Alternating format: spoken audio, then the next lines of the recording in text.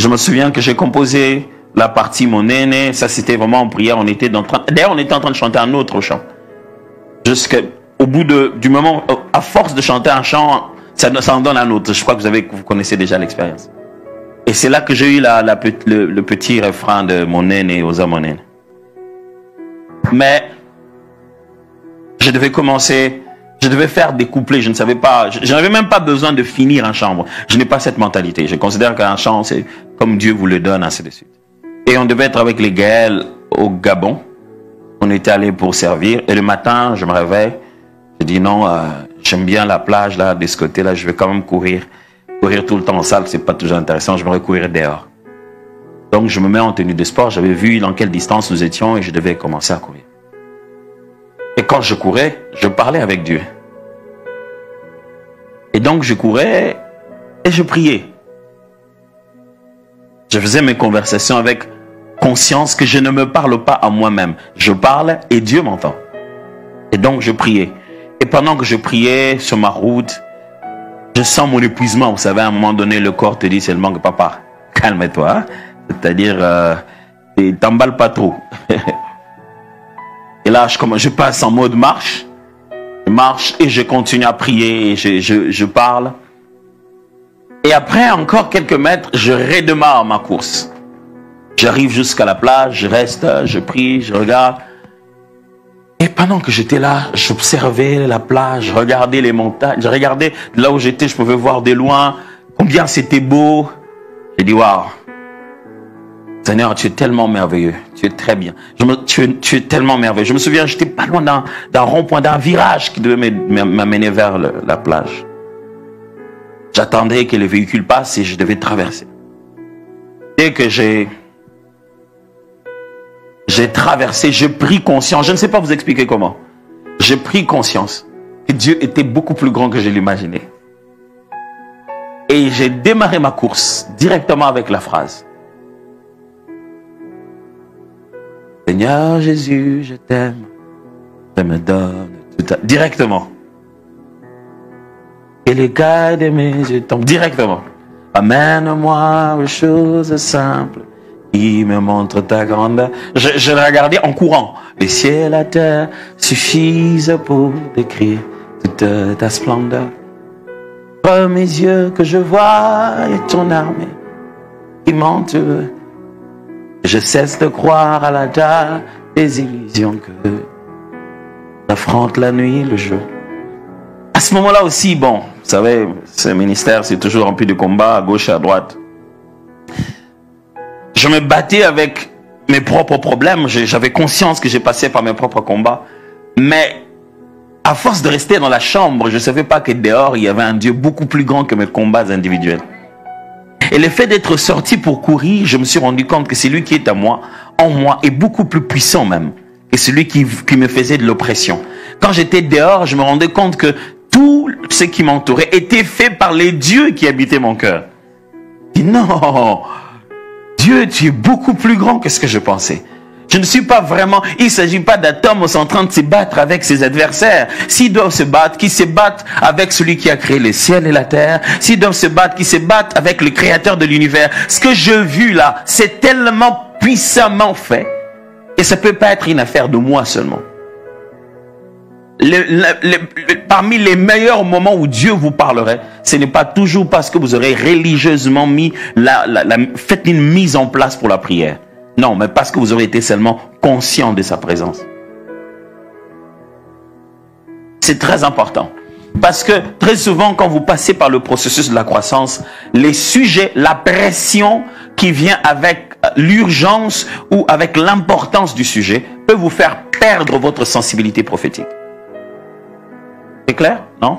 Je vais clarifier ça. C'est-à-dire, de fois, vous êtes en train de prier parce que vous avez tellement besoin. Oh Seigneur, mes fiançailles, ça dure, Père, qu'est-ce qu'il en est? Père, je prie pour l'église, Dieu touche les cœurs de gens. Tu pries, l'importance du sujet, tu es sous pression, Père. Nous sommes vers la fin du mois. Il faut que, Seigneur, donne-nous les moyens de pouvoir payer notre loyer. Oh Dieu, même tu pries. Quand tu dis mot loyer, il y a une longue liste. Vous savez, on appelle ça l'association des idées. Donc, quand vous dites un mot, il y a une longue liste d'autres choses qui vous reviennent en tête.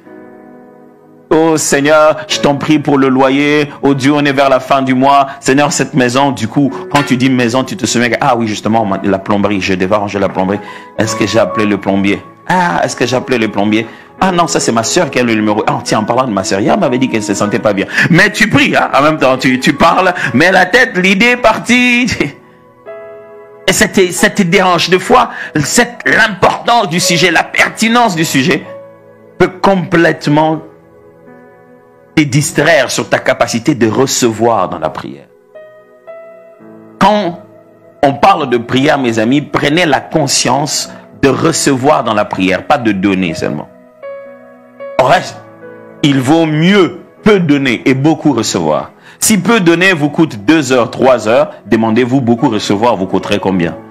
Si donc j'en ai passé 1 ou 2 heures d'écoute, je devrais passer les autres 22 heures, 1 ou 2 heures de parler ou de donner ou de faire exprimer ma pensée. Je vais passer les autres 22 heures qui restent de ma journée à percevoir, à recevoir, à écouter Dieu. À n'importe quel moment, dans une conversation, dans un échange, pendant qu'on parle, je peux reconnaître la volonté de Dieu. Mes amis, le monde dans lequel nous vivons est tellement sensible que vous ne devez pas attendre la nuit, dormir pour entendre Dieu. Vous ne devez pas attendre venir au culte pour que Dieu vous parle. Il doit être capable de, vous devez être capable de le comprendre à n'importe quel moment. En effet, Dieu parle et dans Job, c'est écrit tantôt d'une manière, tantôt d'une autre.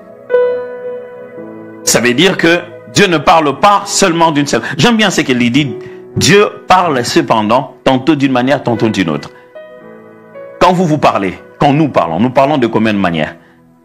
C'est ce que Job essaie de dire ici. Il ne veut pas seulement dire Dieu use des paroles d'une manière ou d'une autre. Il veut dire que Dieu communique, fait connaître sa pensée, nous fait savoir ce qu'il veut, dans une manière ou dans une autre. En fait, le signe, le langage parle toutes les langues. Ok? Le langage parle toutes les langues. Et lorsque vous êtes en train de prier pour la croissance de l'Église, vous devez vous approfondir dans le langage de Dieu. Parce que tout ne viendra pas par un don de prophétie ou par une vision. Vous devez être capable de vous dire, ici, Dieu nous dit de faire ceci. Est-ce que Dieu a dit non? Mais il a fait le signe qui dit, faites ceci. Dieu fait le signe qui dit, quittez maintenant. Dieu fait le signe qui dit, engagez maintenant les gens. Dieu fait le signe qui dit, alliez-vous maintenant à d'autres personnes. Dieu fait le signe qui dit, installez de nouveaux pasteurs. Il fait des signes qui nous permettent de reconnaître que, oh, là, Dieu veut que je fasse ceci, je fasse cela. Imaginez-vous que la volonté de Dieu pour nous, c'est au quotidien, à chaque minute, qu'il veut qu'on connaisse ce qu'il y a dans son cœur. Et que c'est lui qui connaît la route, qui sait où nous amène. L'écouter de façon permanente est notre plus grande bénédiction, n'est-ce pas? L'écouter à n'importe quel moment, rester sensible. Je ne sais pas pourquoi, mais depuis un moment, dans nos églises, les gens ont fait croire que écouter Dieu, c'est tellement difficile. Ah, écouter Dieu, toi tu écoutes Dieu. Non, vraiment moi, je ne sais pas comment écouter Dieu. Dieu, c'est très difficile. Pourtant, écouter Dieu, c'est très très facile. On est prêt à écouter Dieu qui nous a parlé pour devenir chrétien. Dès que Dieu nous a parlé pour devenir chrétien, après, on ne le capte plus, il a un problème de réseau. On le capte après. On le capte le jour où on nous demande de prêcher et qu'il fallait prêcher une prédication et qu'à la dernière minute, ça a changé. Je voulais prêcher telle chose, mais le Seigneur m'a dit que je ne peux plus prêcher ça. Oh, waouh, tu captes bien le Seigneur. Hein? Mais après, dans d'autres choses, tu ne captes pas. Qu'est-ce qui se passe? Qu'est-ce qui fait qu'on n'écoute pas Dieu? Apprendre au peuple comment écouter Dieu, c'est se rassurer d'une bonne croissance. C'est les fondamentaux de la croissance spirituelle, la capacité de reconnaître la volonté de Dieu. Si chacun sait reconnaître la volonté de Dieu, vous avez un peuple qui grandit. Un jour, Moïse était si épuisé, Jéthro lui a dit, papa, tu vas te tuer. À faire tout ça là, juste d'avoir mal. Tu vas t'effondrer. Il dit, ok, qu'est-ce que je dois faire? Écoute, nomme d'autres personnes, des anciens. Écoute, eux, ils vont juger le peuple. Et quand ils ont des problèmes plus difficiles que ça, ils vont venir chez toi. Tu fais des leaders et tu deviens le leader des leaders. Mais malgré ça, c'était pas évident. Un jour, Moïse va voir Dieu et dit, Seigneur, j'aime les conversations de Dieu et Moïse. Ce sont des conversations très, très intenses. Quand tu lis ça, tu te dis, waouh, Moïse, est-ce qu'il priait le même Dieu que nous? Mais ils étaient si amis. À la fois, il avait révérence et respect de la personne de Dieu, mais à la fois, il était effronté, il était audacieux quand il parlait avec Dieu. Parce que vraiment, quand il parlait à un ami, quoi. Et il dit, Seigneur, lisez la Bible, et dit, suis-je leur mère pour avoir leur fardeau dans le cœur comme ça? S'il avait parlé notre langue, elle n'est pas sonnée bien du tout. Il veut dire, suis-je leur maman? On dit, pourquoi je sens comme si, je les porte comme si j'avais un fardeau, comme si j'étais enceinte.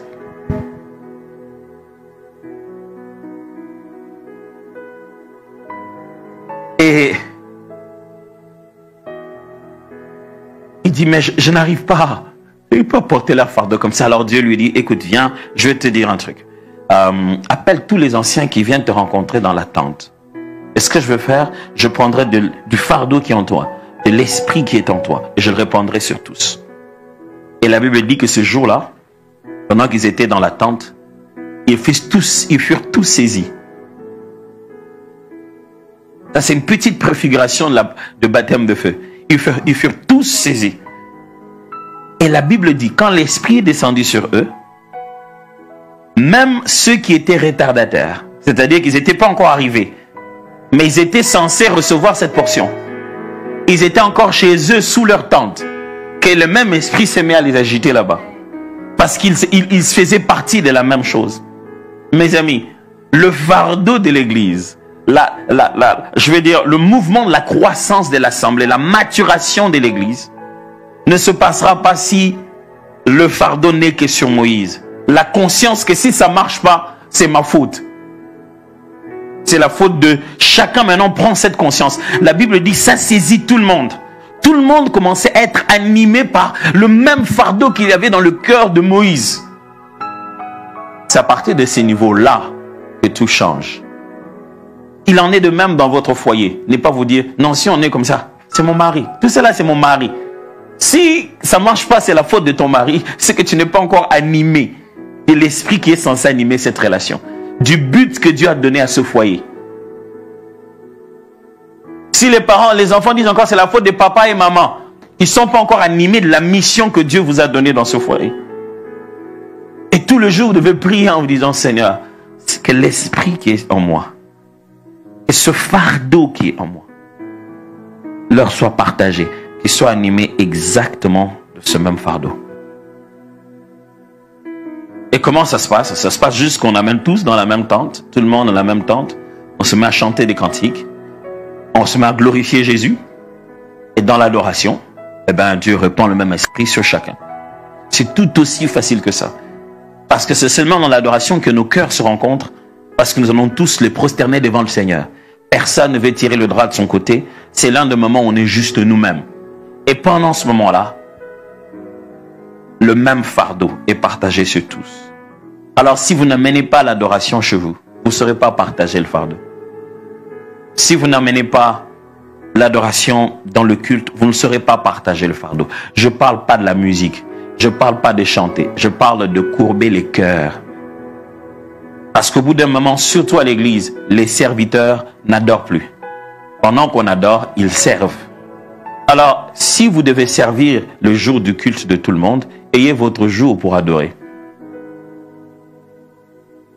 Parce qu'au bout d'un moment, dans le culte, les serviteurs font l'adoration. Ils ne deviennent pas eux-mêmes une adoration.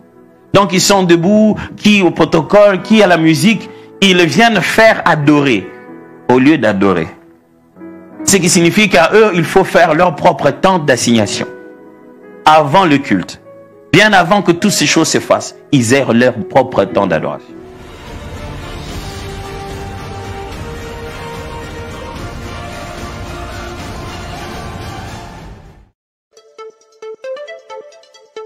Bakolonga ngai mokolo nzamba kolala pongi na oyo na yebi nzamba zopata javi na bango te basala nga bolamu tunaka vi ya moto te papa bane ende chance asuka exoso komo budenga kaka avant boya Afrique du Sud pamba bakolonga ngai na kene na no États-Unis te mena osala vidéo zo bude Afrique du Sud pamba oyo eza bilembo moto akokima na Paris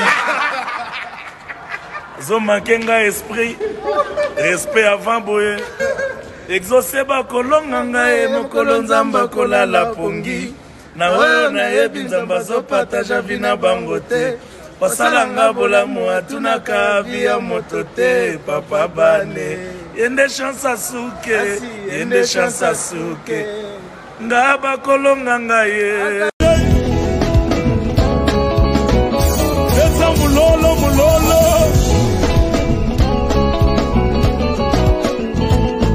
adi wanye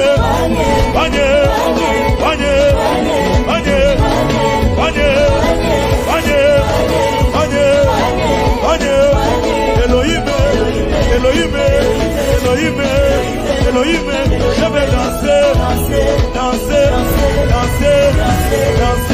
je vais bouger, pour toi, tout le monde.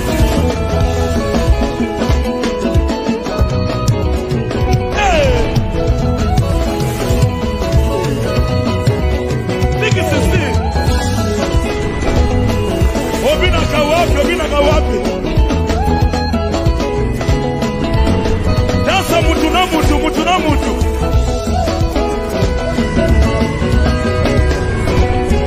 adi wanye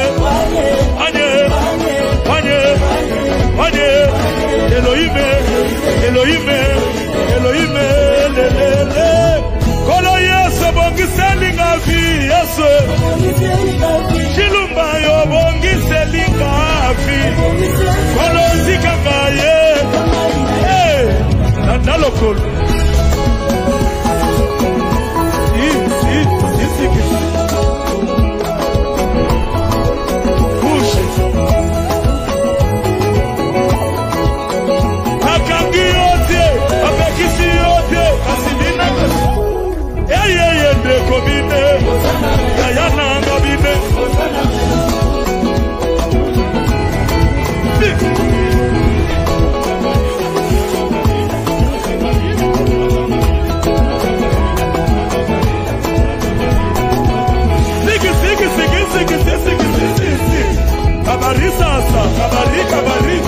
Kabari sasa tingana mukia